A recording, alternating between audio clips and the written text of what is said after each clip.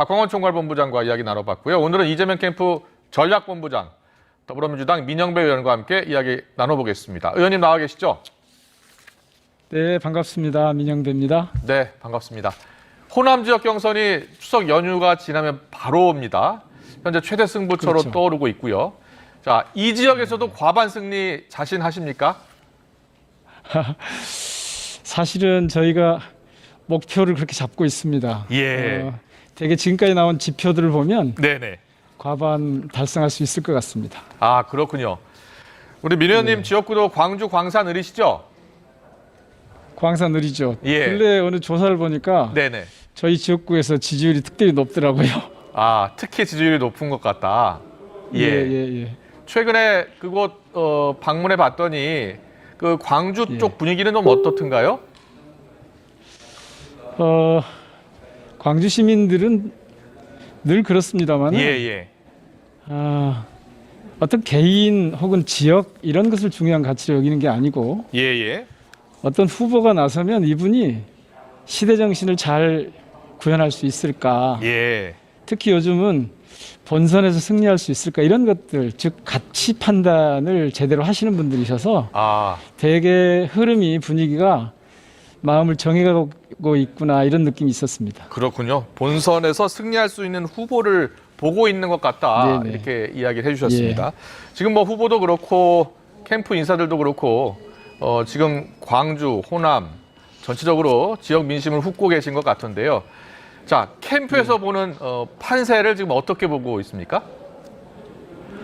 전체적인 판세를 말씀하시는 예, 거죠? 호남 지역 판세요. 호남 지역 판세요. 예. 조금 전에 말씀드렸지만 저희가 예측치를 갖고 있지는 않습니다만은 예. 대개는 저희들이 과반 이상으로 승리할 것이다 이렇게 보고 있습니다. 각종 지표들이나 예. 현장 분위기를 보면 그렇게 다가옵니다. 네, 알겠습니다.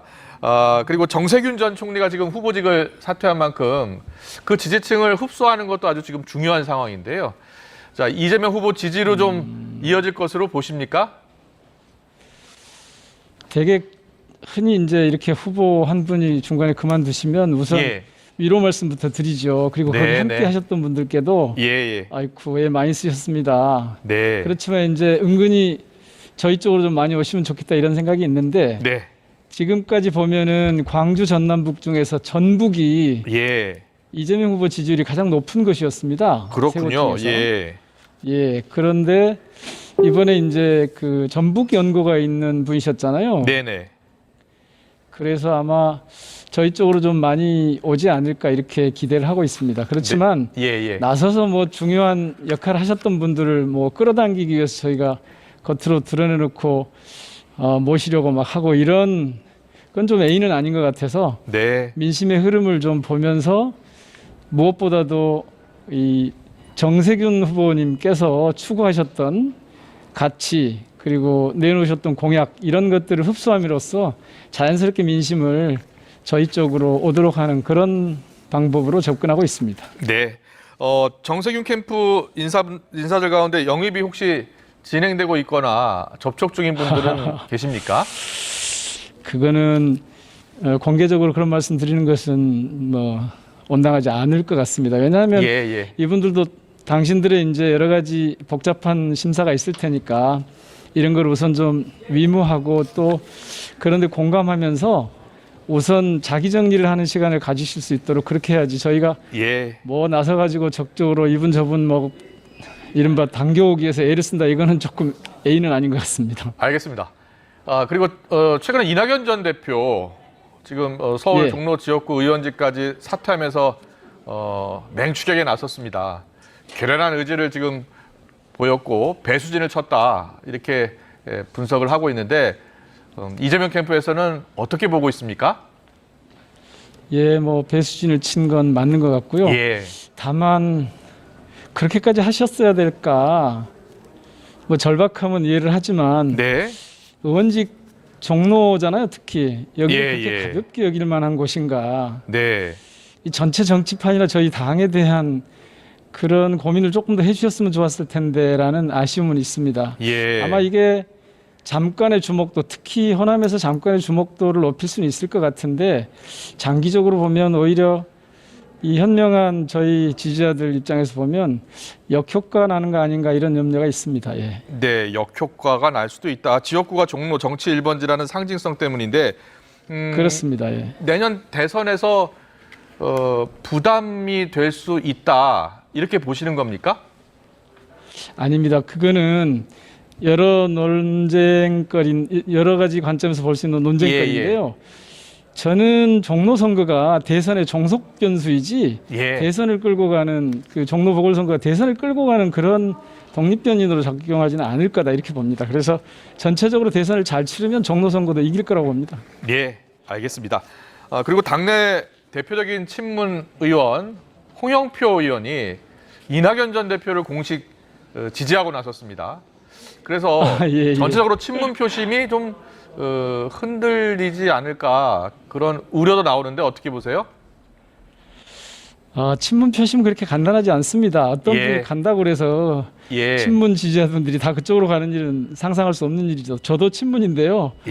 홍영표 선배님 선택을 존중하긴 하지만 이분만이 친문을 대표하는 것도 아니고 또 그렇다고 해서 친문이라고 여겨지는 우리 지지자들이 이분을 따라서 이동하는 것은 더더욱 상상하기 어렵습니다. 알겠습니다. 이낙연 캠프는 될 것 같은 사람이 아니라 돼야 하는 사람을 뽑아야 한다. 그러면서 이제 후보의 도덕성이 중요하다고 계속 주장을 하고 있습니다. 어떻게 보면 도덕성이 더 우월하다는 뜻으로 읽히기도 합니다. 자, 이재명 캠프의 입장은 뭡니까? 글쎄요, 도덕성이라고 하는 것이 어떤 도덕성을 의미하는지 모르겠는데요. 실제로 돼야 할 사람이라고 하는 것은 그 시대 정신을 얼마나 잘 구현할 수 있느냐, 저희 당의 노선에 얼마나 합치하느냐, 실제로 국민의 삶을 얼마나 개선할 수 있느냐, 이런 가지고 판단을 하게 될 텐데요. 그 도덕성도 사실은 정치적 도덕성, 그러니까 정치적으로 윤리적인 정치적 윤리, 정치 윤리를 얼마만큼이나 잘 실현할 수 있느냐 하는 거여야지. 아니 그 어머님에 대한 부당한 공격에 대해서 그것도 형제가 집안에서 그런 데 대해서 순간의 어떤 감정이 폭발해서 일으킨 이런 거를 정치적 도덕성과 연결하는 것은 저는 조금 아니라고 봅니다.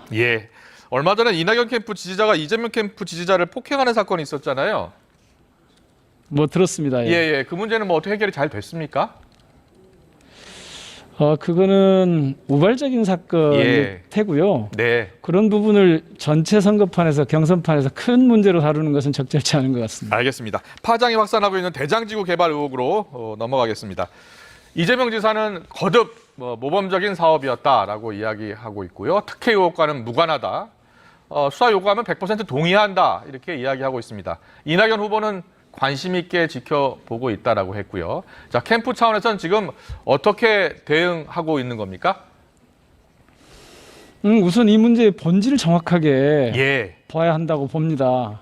그래서 이 진실이 그대로 드러날 수 있는 방법이 뭔가에 대해서 고민을 하고 있고요. 특히 이 개발 이익을 공적으로 활용할 것이냐 아니면 민간 사업자들한테 그냥 맡길 것인가 하는 문제가 초점이거든요. 그래서 이거는 오히려 공공개발 방식으로 가져와서 시민들에게 이익을 되는 방식으로 이 진행을 했기 때문에 이거는 칭찬받아야 될 일이죠. 만약에 지금까지도 여러 번 이게 검증이 됐지만 더 살펴야 될 게 있으면 얼마든지 있는 그대로 요걸 제대로 보는 게 관점이 중요할 것 같습니다. 그러니까 사실을 사실대로 알리겠다 이것 말고 저희들이 뭐 특별한 전략이 있을 수 없습니다. 왜냐하면 그 사실 자체에 어떤 문제도 없기 때문에요. 사실을 있는 그대로 알리겠다 이렇습니다. 그런데 이제 이 배당이 적절했느냐라는 부분이 있어요. 그 7명에게 수천억 원이 돌아갔으니까요. 그 계약 그리고 무선 협상 대상자 선정 과정을 두고도 의혹이 제기되고 있는 건 사실이고요. 그래서 배당 수익과 관련한 계약서를 공개하면 되지 않겠느냐 이런 얘기도 나오는데 캠프 차원에서도 그런 계약서는 공개돼야 한다라고 보십니까? 지난번에 그 변호사 비용 대납 문제가 나왔을 때도 마찬가지인데요. 이런 문제는 모든 것을 공개할 수 있는 게 있고 그렇지 않아야 될 게 있습니다. 문제는 뭐냐면 이 과정에 불법적인 요소가 있었느냐 없었느냐가 중요한 거지. 일단 모든 것을 다 공개하되면 기업이든 정부든 운영을 어떻게 하겠습니까? 따라서 배당의 적절성에 대한 문제를 보고 거기에 위법한 게 있다면 당연히 그거는 조사를 하고 수사를 해야겠죠. 근데 네. 저는 그런 게 있다는 소식을 아직 듣지 못했습니다. 예, 알겠습니다. 그런데요, 이재명 캠프 차원에서는 의문을 제기할 수도 있을 것 같습니다. 이런 논란이 갑자기 왜 불거졌다고 보십니까? 예, 그냥 저희 입장에서 볼 때는 예, 이재명 후보를 두고 이리 때리고 저리 때리고 아무리 흔들어도 네, 특별히 흔들 게 없으니까 예, 예, 좀 엉뚱한 걸 들고 나온 게 아닌가. 이미 검증이 끝난 사실을 예, 엉뚱한 걸 들고 나온 게 아닌가. 오히려 이거 하고 나니까 국민의힘 곽상도 의원 아들이 거기 근무했다고 나왔잖아요. 근데 처음에는 예. 마치 그 루머가 잘못 돌았죠. 네. 이재명 후보 아들이 근무했다는 식으로 그렇게 엉터리 보도도 있었고. 예, 사실 이렇게 오히려 의문이 하나둘씩 해소될 때마다 저희들에게 뭐 불리할 게 없다고 봅니다. 예, 그래서 이런 시도, 그러니까 이 정치 경선 과정에, 정치 과정에 본질과 관계없는 이런 외곽 때리기 혹은 해도 안 되니까 엉뚱한 걸 들고 나오는 이러한 거는 사실 네. 우리 정치에서 좀 이제는 좀 사라져야 될 때가 아닌가 생각합니다. 네, 알겠습니다. 마지막으로요, 최근 각종 여론조사를 보면 이재명 지사가 예. 어떤 가상 대결에서도 앞서는 조사가 나오고 있고 또 어떤 조사는 좀 뒤지는 그런 조사 결과도 나오고 있습니다. 캠프에서는 지금 경선도 보고 있겠습니다만 본선도 지금 예상하고 있을 거라고 생각이 드는데요. 앞으로의 판세가 어떻게 흐를 것으로 보십니까? 그 민심을 함부로 얘기하는 건 되게 예. 조심스럽습니다. 다만 지금까지 흐름으로 보면 저희들이 대개는 앞서 있고요. 특히 예. 정치 고관심층에서 일부 지금 말씀하신 것처럼 뒤지는 걸로 나오는 경우도 있지만 저희들의 경우는 지지율이 꾸준하게 상승, 우상승하고 있는 우상향으로 이렇게 가고 있어서 뭐 저희들한테 특별히 불리한 그런 여론조사 뭐 일부 그렇게 튀는 게 있긴 했지만 예. 전반적으로는 저희들이 정성을 다해서 접근하면 해볼 만한 그런 뭐 선거다 이렇게 전망합니다. 예. 네. 그리고 상대당이죠, 국민의힘. 지금 뭐 윤석열, 홍준표 후보가 경합이라고 알려지고 있는데 두 후보 가운데 누가 될 것 같습니까? 그리고 누가 더 부담이 될 것 같습니까? 함부로 그런 예. 예측을 하고 싶지 않고요. 예.